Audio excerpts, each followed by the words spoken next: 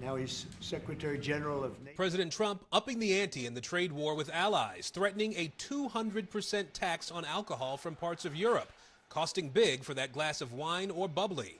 The threat coming after the European Union placed a 50% tariff on U.S. whiskey, the president downplaying the pain to small businesses. They're going to be so much richer than they are right now. During his meeting with NATO Secretary General Mark Rutte, not softening his tone on tariffs. Now, I'm not going to bend at all.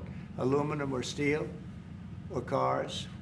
We're not going to bend. We've been ripped off as a country for many, many years. Secretary of State Marco Rubio meeting with G7 diplomats in Canada trying to cool temperatures. And on the other side of the border, Commerce Secretary Howard Lutnick and Canadian leaders talking tariffs in Washington, D.C. On Capitol Hill, lawmakers facing a crisis too, trying to avoid a government shutdown tomorrow night. Democrats need to decide if they're going to support funding legislation that came over from the House or if they're going to shut down the government. What the Republicans are doing is not a CR, it's a license to destroy.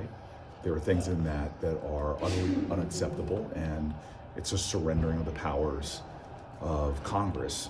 The tug of war on issues impacting the economy, adding to Americans' anxiety. I think the situation is evolving quickly, and I think that, it's not quite clear how things are going to evolve. During that meeting with the NATO Secretary General, President Trump said that Europe needs to step up with resources to help with the ceasefire talks between Ukraine and Russia.